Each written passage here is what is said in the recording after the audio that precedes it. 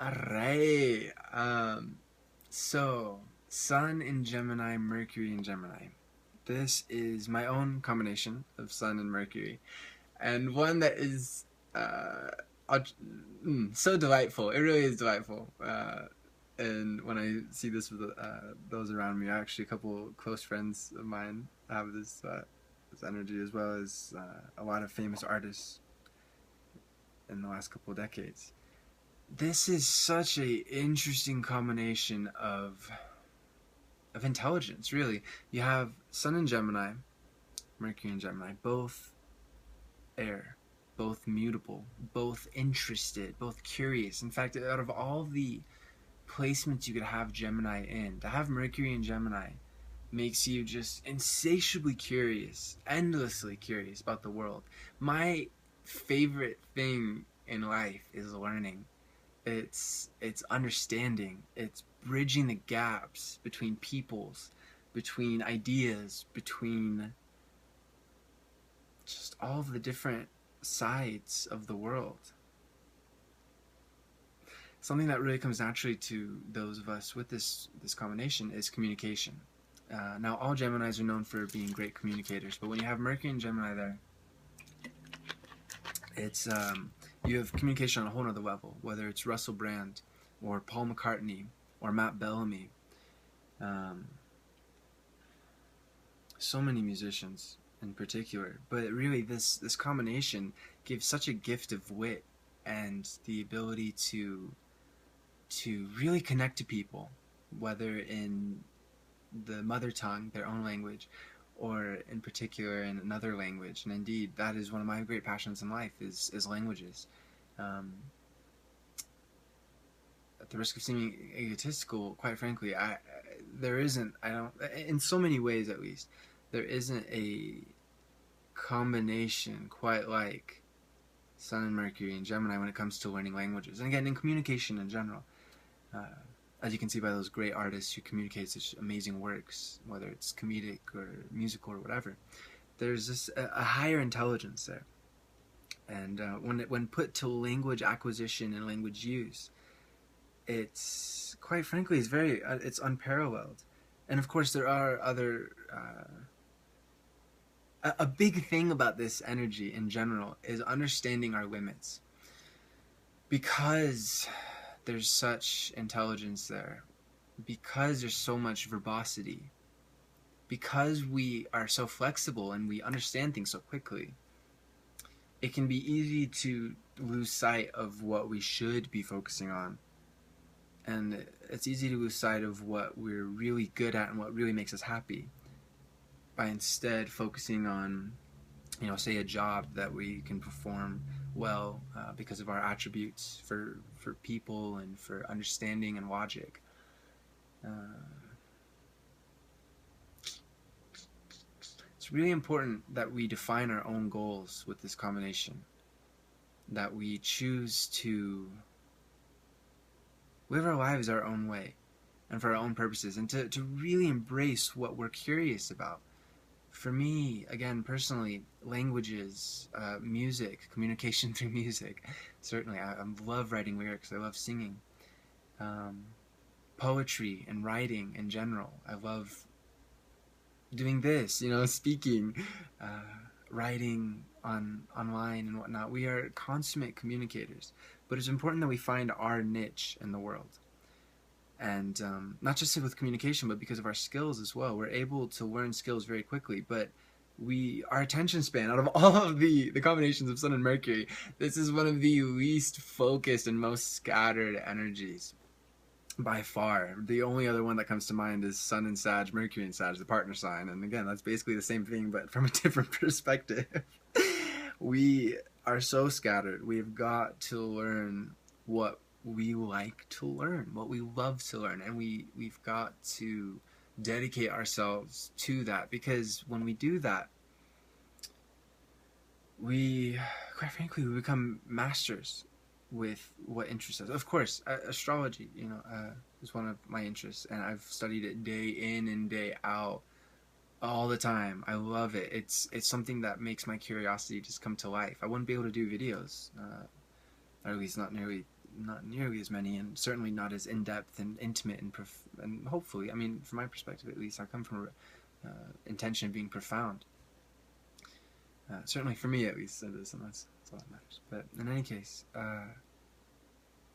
find what makes you curious. Find what allows you to really to wake up and to feel like a child every day of every moment if possible. To just be and in general, it's good to foster this mindset of freshness and not getting bored with life, and finding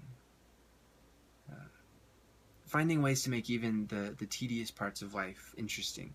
It's good to foster that, because we can get so wrapped up in superficial understandings of what's worthwhile living and what's not.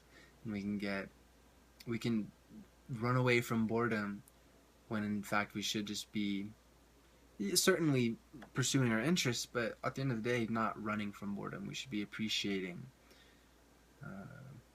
just what our life is.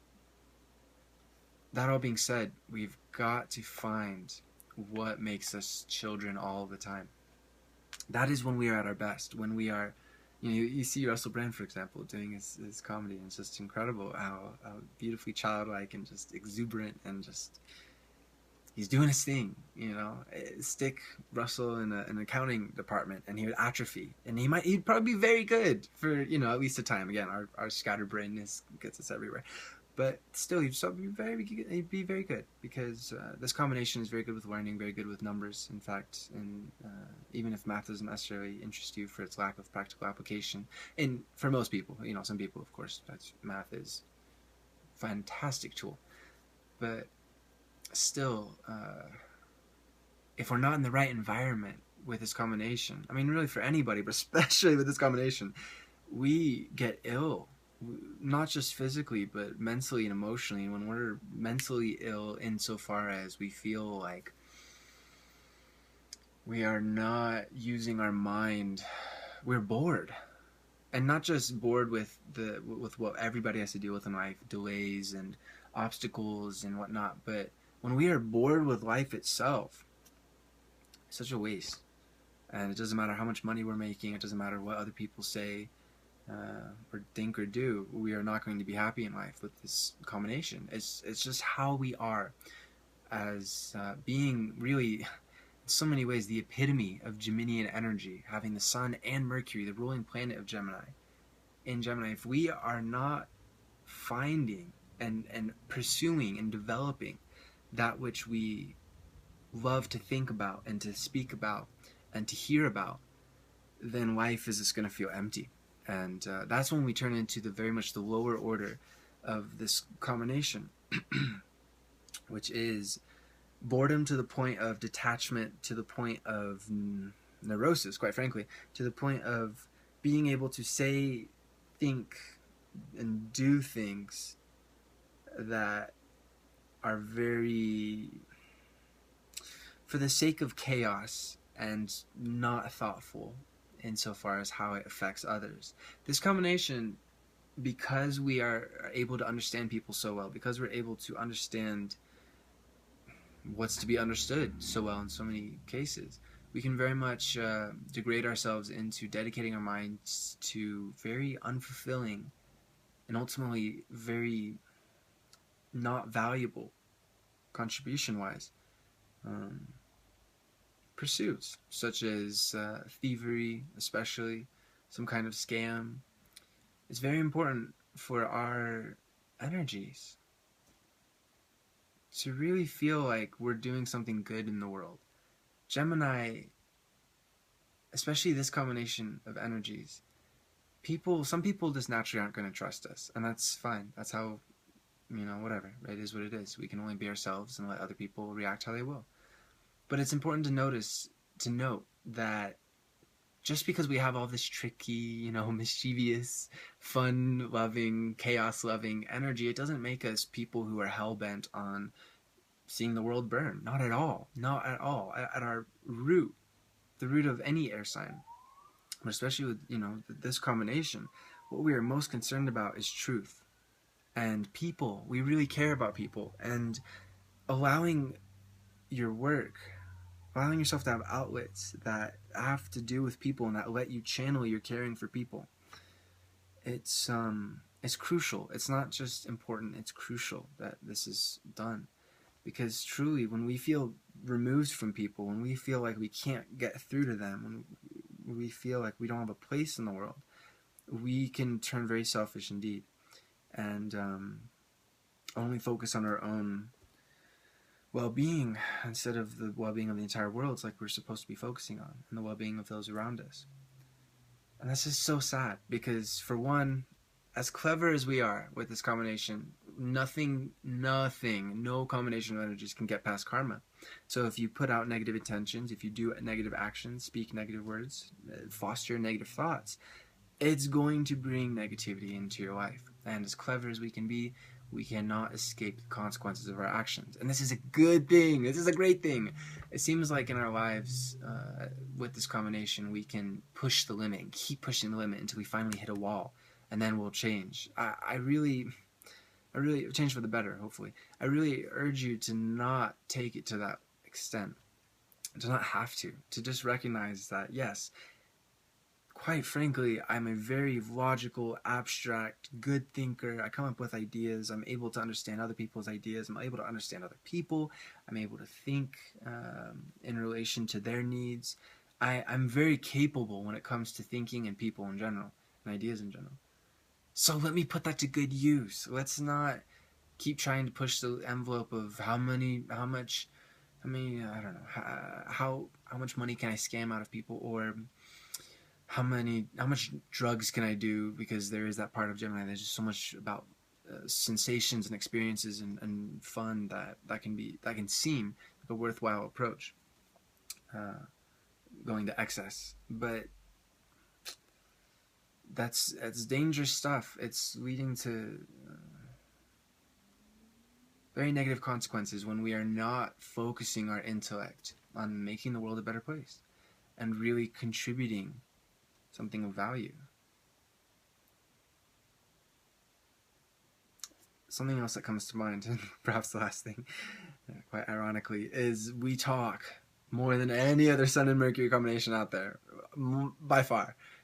Let us put that talk to good use. Speaking from personal experience, I've been there. Just like I had been there with the other challenging manifestations of this combination of energies, where I would talk just to fill the space, and I would be bored, so I would say something. And we have got to learn how to be okay with silence. It's challenging for us. It is. We get fidgety. We get nervous. We feel like we're not getting enough stimulation. We feel like life is turning boring, and that is worse than anything else in our nightmare scenarios, is boredom. And so we talk, or we start thinking about stuff that's really useless to think about. We get bored, and so we turn to nervous behavior. Something that really has helped me a lot, and so actually Russell Brand and Paul McCartney as well, interestingly enough, is meditation, transcendental meditation. If ever I just feel dissatisfied with life, I feel like things aren't moving as fast as I would like them to, I feel like I don't have the answers to things, I meditate. And without fail, I feel better every single time. And not just a little bit, I feel fundamentally differently better. And I think what's something that's really great about this combination of Sun and Mercury is we are able to be so in tune with our minds.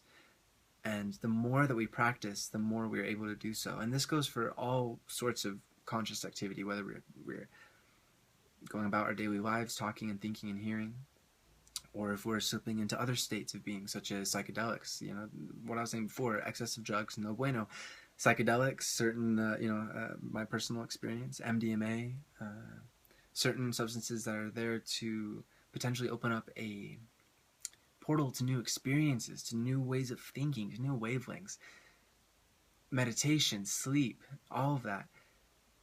Our combination of energies it's so set up for that, to be able to traverse those levels of experience, those realms, and to really find use in it, and indeed to find out more about ourselves. It's funny. It can seem with this combination that we are just walking robots, in a sense, walking logical, albeit amusing, but very just uh, robotic beings in a sense, although very fun. But and this is something that I think is extremely important for us to reconcile, let alone other people. We have feelings. We're human, just like everybody else. We have limitations, just like everybody else. And it's important to come to terms with that and to come to peace with that, because none of that is bad. None of that means that we are limited anyway. Indeed, we need to embrace our emotions, and we need to embrace our bodies. We need to embrace our heart to balance out all this air energy. The mind is a great tool for understanding all of those things. It really is. But ultimately, it is a tool. And it's important that as much as we use that tool as a Gemini with Mercury and Gemini, that we get past it. Just as, say, a Mercury and Scorpio would need to get past the realm of emotion at some point, while still utilizing it, embracing it, recognizing that that is their natural home.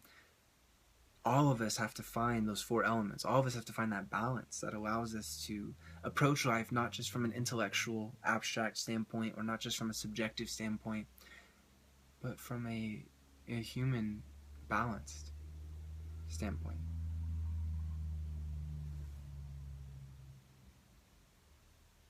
So go, learn, explore, be, enjoy, and bring out the best in yourself. Don't kid yourself. You know when you're thinking the right things, when you're feeling the right things. You'll know as time goes on more and more. You have great potential, seriously. And I'm not just saying this because it's my energies. This is whatever. It's not about me. This energy combination is so wonderfully capable of contributing some mind-boggling, very rich in thought contributions to this world. So find what makes you curious. Find what you could study and learn about for forever, and you'll never get tired of it. And enjoy. Meow meow agrees. The entire world is open for your understanding. Believe in yourself. Go for it.